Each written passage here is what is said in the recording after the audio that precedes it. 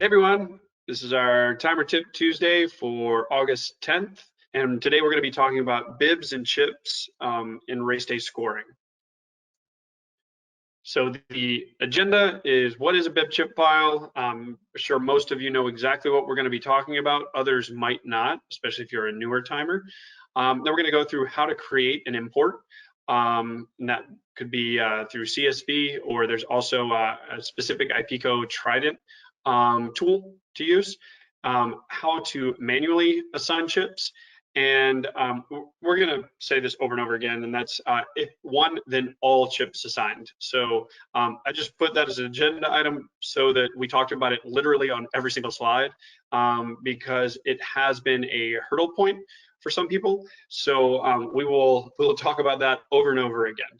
So straight into, what is a bib-chip file? The way I think about a bib-chip file is it's a Rosetta Stone for timing that links two sets of data. It's kind of the piece in the middle that bridges the raw data on your decoder, which has a chip code on there. It might be alphanumeric, it might be hexadecimal, it could be depending on what system you have. And that decoder also timestamps. And so you might have a lot of other information like date and read strength and temperature of the decoder, or depending on what antenna it read on. But the biggest thing that you have on your decoder is you have a timestamp and you have a chip code that it reads. And so what we have at the top there in that top box, that's the data that you would have in your decoder. So your raw read would say 112345.22, and it would have some weird code that's usually comma delimited there. So ADS3241. And in your athlete database at RunSignup, you would say, all right, John Smith registered, and you either use the check-in app or you maybe manually assigned, or however you assign that bib number. It's in either race day scoring, in Race Director, or in RunSignup, or D, all of the above. And so you assigned 1, 2, 3 to John Smith. So what the bib-chip file does is it links this 1, 2, 3 to the ADS3241. So that's your bib-chip file that is imported in. And so what that means is, when the scoring platform, when RaceDay Scoring sees this chip code come in from your decoder, it knows to treat it as bib number 123. And so what that gives you at the end is John Smith has a time of 11:23:45.22. So it's a fairly simple concept, but it is a cornerstone for all that is timing. I don't know of any timing system that reads bibs. Now, your bib and your chip could be the same. That's a fairly normal situation, but it's not actually reading the bib, it's reading the chip code. So how do you create a bib chip file? So there's several different ways. One is if you have sequential bibs or chips, you can add a one-to-one chip assignment in RaceDay Scoring, and we'll go over that momentarily during our demo. Or you can create a CSV and pull down to autofill. And what that means is, if I go in and I want to create a new Excel file, I can quite literally say bib chip, and my bib 1, 2, and chip could be, say you're not using sequential, so you're not using a one-to-one, and so you want bib number 1 to be assigned to chip 1001. You can quite literally pull this down. So for the love of goodness, if you're doing this manually, typing all this, you can grab this little square and pull it down to however far you want to go. So and then you would save this as a CSV, and we would pull that into RaceDay Scoring. So non-sequential, again, we're going to come back to this one-to-one in a moment. So non-sequential might be a chip code where you have chips that don't line up. Now, initially you might say, oh, these are all in order, 51, 52, 53, but then you see these two don't actually match up. So ZEBAC 55, and then it goes to ZABAU 48. So what was done for this bib-chip file is we quite literally scanned each chip in order and pulled that data set into a CSV and then assigned the bibs in order that they were scanned. If you have additional questions about how to do this, feel free to reach out. Be more than happy to go over it with you, but it's a fairly simple process. And this is more for people who are doing reusable chips for multi-sport or any other ankle chips that you're using over and over again. So IPECO and Trident, you guys also have an additional bib-chip tool. Now, if you use this, what this looked like in Race Director, you might notice this is not in RaceDay scoring. However, Roger was nice enough to build out a separate tool set that can be downloaded from this spot right here, racedirector.com/racedirector/software-download/rdsutilities.exe. And again, all of this is being recorded, so you will have access to this after the fact. So, and what that does is, let's see if it creates an icon, just like this little green square on your desktop. And all you have to do is double click and it brings this up. You can click the setup button, and the setup button allows you to set the chip system that you're using. And then all you need to do is set the TCP/IP port, and it will help build those codes, and then you can export it and it'll export in CSV. So the final way is manually assigning chips. So, and this is going to take us into RaceDay scoring. So our next slide is for demos. So in RaceDay scoring, to manually assign chips, to one-to-one assign chips, all of that is under participant, teams, actions, set up chip auto assignment, and add single chip auto assignment. So I'm going to pull up RaceDay scoring. And I have an event that is a one-to-one. So that means that the bib, this test person 5, bib and chip are the exact same. And I can tell you that that's the case when I pull up the event right here in RunSignup. And so from there, I can see that test person 1 is 2185, and we did not assign chip numbers. This is what it normally looks like in RunSignup if you haven't assigned any chip numbers and you're doing and the chip number and bib number are equivalent. If you ever want to see this data, all you need to do is go into participants, view participants, and then you go into report options, customize view, pick from all columns, and there's chip number right there.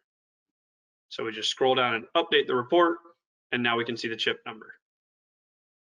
So if we go back into RaceDay scoring for this event, we can go into the participants and we see there's no chip numbers listed here.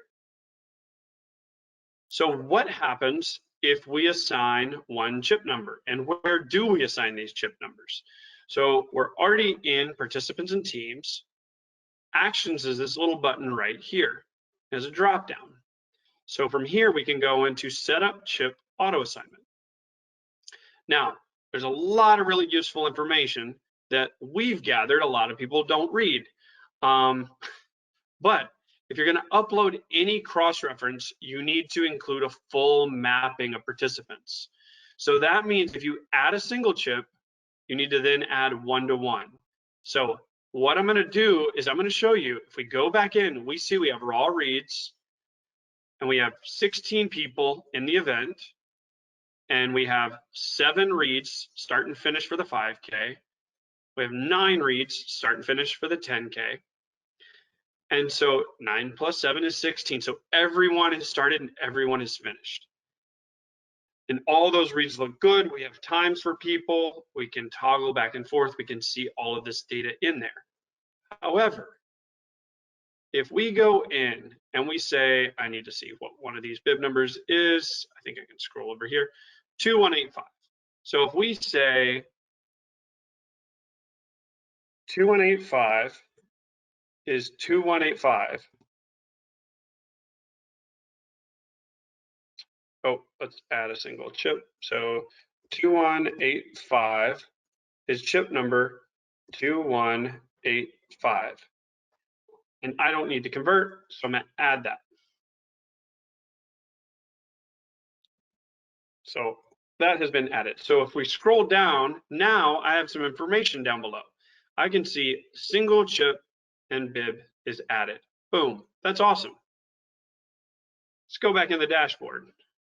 Now, it might auto do it, but I know I can force it. If I hit recalculate, I'm gonna have a good many empty reads. So look at that. I just recalculated everything. And I only have one person. I've got their start and finish times, and I've got one occurrence, one occurrence. No other data is in there.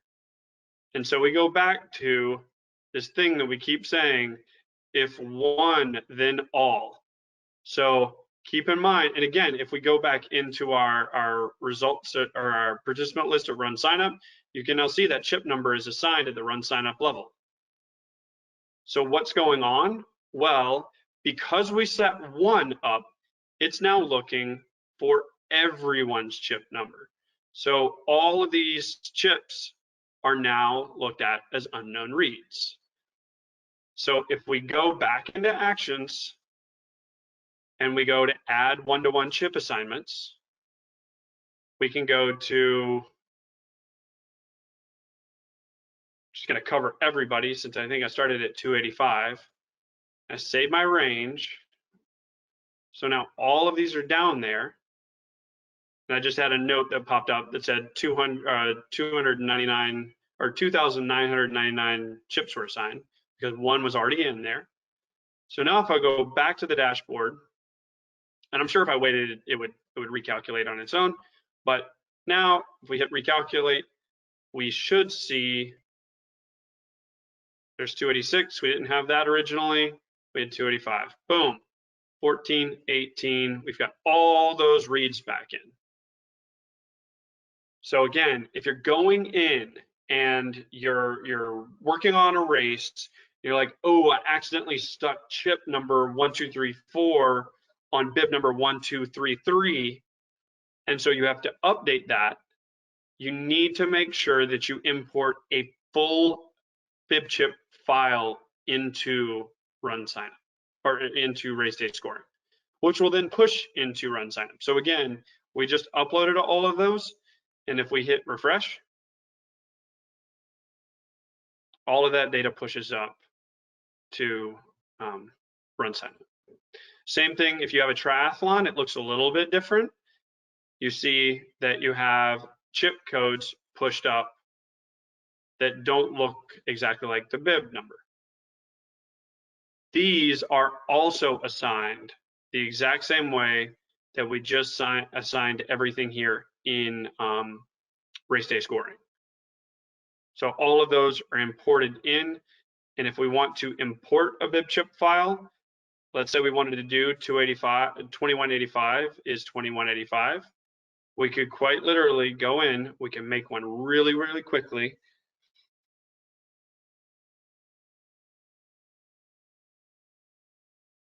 So I like to put a header at the top, that's just me. 2185 is 2185. Now, if they do match and you're not going to edit anything, you don't have to do this. But if you have to update any data that's in reference to the chip code, you need to be prepared to do this exact thing. So that's file, save as, we'll save it to the desktop, and we'll do test bib-chip file. We don't want to save it as an XLS. We want to save it as a CSV. So that's been saved. So now I can go in, I can choose a file, and I can look at my spreadsheet settings. So my delimiter is a comma. I do have a header record. If you left that blank, you don't have to do anything. So if I go in and choose file, and I can map chip and bib. Well, this already had, sorry, I forgot, I already have everything in there. So if I wanted to add more in there, I could import, but that's how you import, is by choosing the file and importing that in. You can also go ahead and clear and reset. So go ahead and show them that. Oh, that's true. So if we want to, we can delete auto assignment.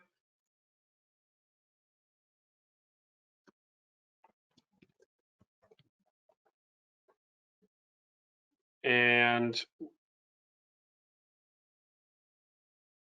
we can also go in, and this for a single one, you can also, from this right here, you can clear bibs or chips. So I want to clear chips only. So it's going to delete my current cross-reference table. And so now I don't have chips in there. So now I can go back in. So at this point, if we go in here and hit recalculate, we're not going to get any, we're not going to get, oh, now it's still 1-to-1, back to where it was. Sorry. But we can go in and import this data in by going setup, choose file, test,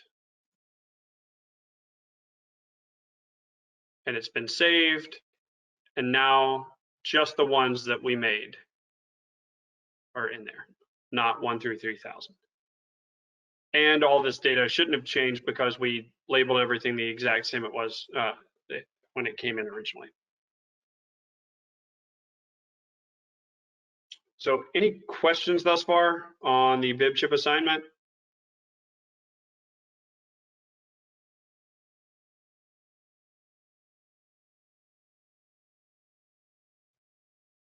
No? Hopefully this is, I think that most people that are using bib-chip assignment are, a lot of them are cross-country timers using IPICO or Trident shoe tags, or folks that do a lot of multi-sport racing. This is also a great way if you've got a lot of extra tags that you don't want to throw away. You can, put a tag on a different bib. Granted, you do need to make sure that your bib-chip file is very accurate, because it can get very confusing very quickly. But it is a way to be able to use those tags that you might have left over from different events.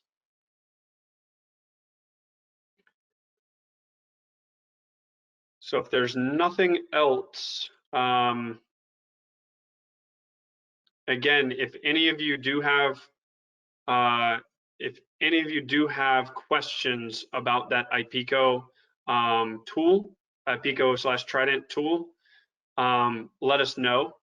Just reach out to us, shoot me an email, and we'd be more than happy to walk you through it. If you've not used it in the Race Director, it works the exact same way as the Race Director, and it also that download also brings down a connector for the time machine and one other. I'm trying to think of what it is. There's one other tool that it brings down. So it's a nice little tool set to have on your dashboard. It's a PC timer, the manual. PC timer, thank you. Yeah. Thank you. All right, well, if there are no questions, I appreciate you guys joining today. Again, we were promising to keep it short, and we're right at the 20-minute mark. Stay tuned for the upcoming Timer Tip Tuesdays. We'll blast that out once we have the topics, and we appreciate you joining. And if you have any other questions, reach out, crisp@runsignup.com, and I'd be glad to walk you through anything. So thanks so much and have a great day.